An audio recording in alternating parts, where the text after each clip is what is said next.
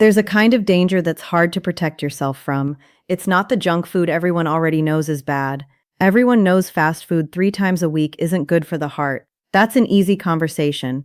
The danger I want to talk about today is different. It's the danger that comes wearing a healthy label. It's the food your doctor smiled at when you mentioned it. The snack you picked specifically because you were trying to protect your heart. And for a lot of people over 65, that food may be quietly hurting the heart in ways your normal checkup isn't catching. I'm Dr. Emily Carter, a heart surgeon. For 12 years, I've operated on hearts that reached the point where surgery was the only option left. I've opened thousands of chests. I've seen what a damaged artery looks like up close and felt the difference between a healthy blood vessel and one that's been under stress for years. Today, I want to talk honestly about 5 foods that almost everyone thinks are heart healthy. They show up on recommended lists. They have health claims printed in green letters on the front of the package. But for people over 65 in ways doctors can actually measure, these foods may be working against the heart instead of for it. Before I name the first food, here's something important that changes the whole conversation. Why age 65 changes everything. This isn't just about whether a food is good or bad. It's about how your body's ability to handle certain foods changes after 65 in ways that are very different from how it worked at 40 or 50. 3 big things change in most people's bodies after 65. 1. Your body handles sugar less well. A meal that barely raised your blood sugar at 45 can cause a bigger, longer spike at 68. That matters, because repeated high blood sugar after eating damages artery walls and causes inflammation that builds up year after year. 2. Your kidneys filter more slowly. Things that a younger body clears out quickly now stay in your bloodstream longer, giving them more time to affect your tissues. 3. Your gut bacteria change. This one almost never comes up at doctor visits. The bacteria in your gut affect inflammation and how your body processes certain foods. That balance shifts a lot after 65. The result, the exact same food can affect a 67-year-old very differently than it affected that same person 20 years earlier. This isn't about blame, it's just biology. Advice that was right for you at 50 may need an update now. Meet Raymond. Let me tell you about a patient I'll call Raymond. He was 72, a retired architect, careful, organized, the kind of person who followed a plan to the letter. Raymond managed his health the same way he managed his blueprints. He hadn't eaten red meat in 11 years. He hadn't touched butter since his first heart problem at 64. He read every label. He was sure he was doing everything right. Then Raymond had his third heart event. His cardiologist had been following all the standard advice. And yet his arteries told a story that didn't match what doing everything right should look like. I asked him to walk me through everything he ate in detail. As he described his careful, healthy diet, I started to see exactly what was going wrong and why nobody had caught it. We'll come back to Raymond, because his story is the whole reason this matters. Food 1. Fruit juice. I'm not talking about whole fruit. That's a different story. I mean the glass of apple juice, the cranberry juice marketed as full of antioxidants, the pomegranate juice with the impressive label, even fresh squeezed orange juice, which feels like it should be totally fine because nothing was added. Here's the problem. When you juice fruit, you keep the sugar but lose the fiber. Fiber is what slows down how fast that sugar hits your bloodstream. Without it, sugar floods in fast, and your liver has to deal with it at a speed it isn't built for. Your liver turns extra sugar into fat, specifically triglycerides. Those circulate in your blood and build up in your artery walls, and a regular fasting blood test usually misses this completely because it only catches the spike right after eating, not the slow buildup. Research has shown that the same amount of fruit sugar causes much more fat buildup in the liver when it's drunk as juice instead of eaten as whole fruit.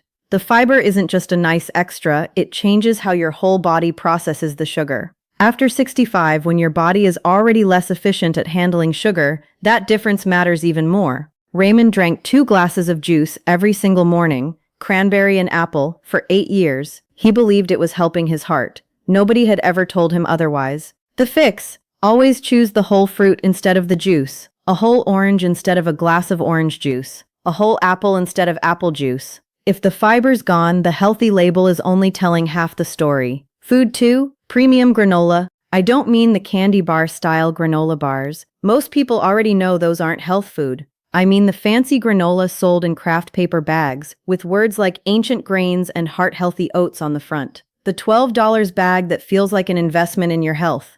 Flip the bag over, look at the sugar, Most premium granola has 18 to 24 grams of sugar per half cup serving, but most people pour a cup to a cup and a half because a half cup looks tiny. That means you could be eating 54 to 72 grams of sugar at breakfast before you've even added yogurt or milk. Granola is made by coating oats, nuts, and seeds in honey, maple syrup, or similar sweeteners, then baking it.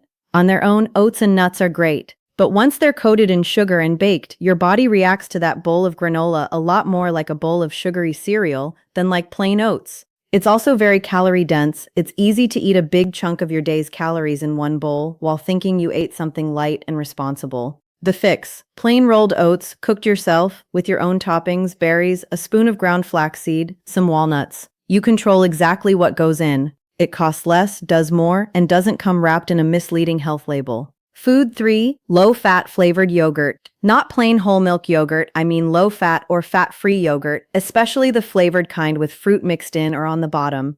This is marketed heavily to older adults worried about saturated fat. Here's the issue. When manufacturers remove the fat from yogurt, it becomes thin and sour, not appealing. So to make it sellable, they add sugar, often 20 to 30 grams per single serving cup. Some popular brands have more sugar than a candy bar. Check the one in your fridge right now. The fat that got removed actually served a purpose. It slowed down how fast sugar entered your bloodstream, and full-fat dairy contains certain fatty acids with anti-inflammatory effects. The science on dairy fat and heart health has actually shifted a lot over the last 20 years. A large 2018 study looking at 18 countries found that people who ate more full-fat dairy actually had lower heart-related deaths, not higher. That doesn't overturn everything we know, but it's reason enough to question whether low-fat yogurt loaded with sugar is really the protective food it's been sold as. The fix: plain whole milk Greek yogurt with nothing added by the manufacturer. Add your own blueberries, your own walnuts. You decide what goes in. Food 4, heart-healthy vegetable and seed oils, canola oil, sunflower oil, safflower oil, the bottles with heart symbols and check marks, promoted as the healthy replacement for butter since the 1970s. Here's the mechanism. These oils are very high in omega-6 fats. Your body needs some omega-6. The problem is the balance with omega-3. For most of human history, that ratio was close to 1-to-1 or up to 4-to-1. The modern diet full of these oils has pushed that ratio to 15-to-1 or even 20-to-1 for many people. That imbalance drives ongoing silent inflammation throughout the body, including in the arteries. There's a second problem.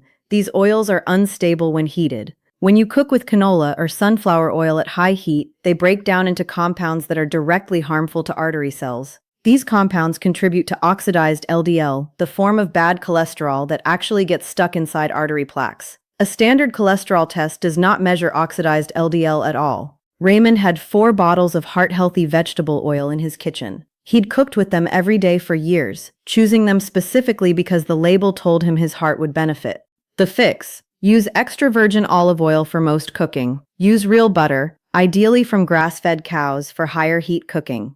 These aren't radical choices, they're a return to fats the human body has handled well for a very long time. Food 5, whole grain bread and crackers. This one needs careful handling because I don't want anyone to misunderstand it. I'm not saying all whole grains are bad. I'm talking about the typical commercial whole grain bread and crackers that fill supermarket shelves. Here's the surprising part: the glycemic impact, how much it spikes your blood sugar, of most commercial whole grain bread isn't meaningfully lower than white bread. The fiber in some whole grain products gives a modest benefit, but modest is the key word. And after 65, modest isn't always enough. The real danger: people who've been told their blood sugar is borderline often eat several servings of whole grain bread and crackers throughout the day, thinking it's a totally safe choice.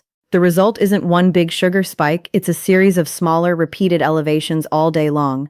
For some people, that steady drip of moderately high blood sugar may actually cause more long-term damage to artery walls than a single sharp spike followed by a return to normal. The fix: for people over 65, especially with any signs of blood sugar issues, this deserves an honest conversation with a doctor, looking at after-meal blood sugar, not just the fasting number. Better carbohydrate choices include sweet potatoes, legumes, beans, lentils, properly cooked whole grain rice, and steel-cut oats, foods where the fiber is naturally built into the food itself, not just listed on a label. Putting it all together, 5 foods: fruit juice, premium granola, low-fat flavored yogurt, heart-healthy seed oils, and commercial whole grain bread.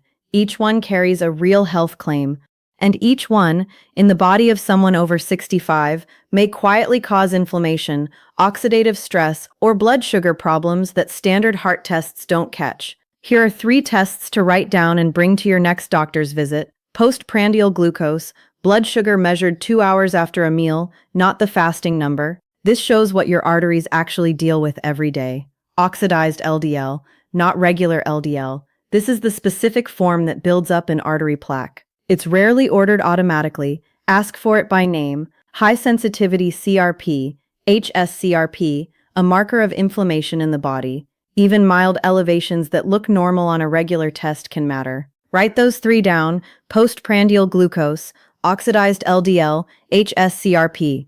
Put the note with your insurance card. Back to Raymond. When we finally ran Raymond's full picture, postprandial glucose and oxidized LDL included, the results explained everything the standard tests had missed.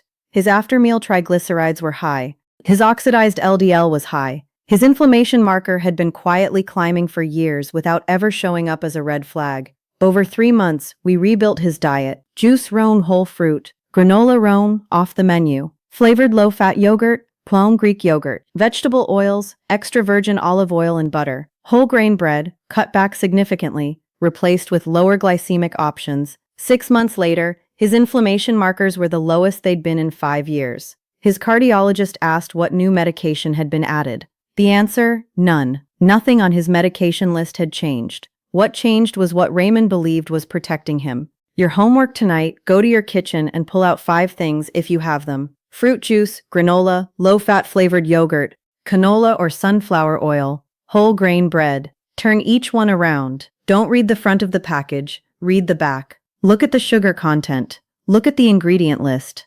That 5-minute check will tell you a lot about whether these foods are really doing what you've been told they do. Then bring it up with your doctor, not as an argument, but as a question. Are the foods I think are protecting my heart actually right for my body at this age? Has anyone checked my after-meal blood sugar or my oxidized LDL? That one question can change what happens at your next appointment, and that can change what happens to your heart down the road. One important note: everything in this video is based on published research and my experience as a heart surgeon. It's general information, not personal medical advice for your specific situation, medications, or health history. Please talk to your own doctor before making any major changes to your diet. Better information leads to better questions. Better questions lead to better conversations. Better conversations lead to better outcomes. Take care of your heart. It's been working for you every hour of every day without ever asking for a break. The least we can do is take an honest look at what we're feeding it.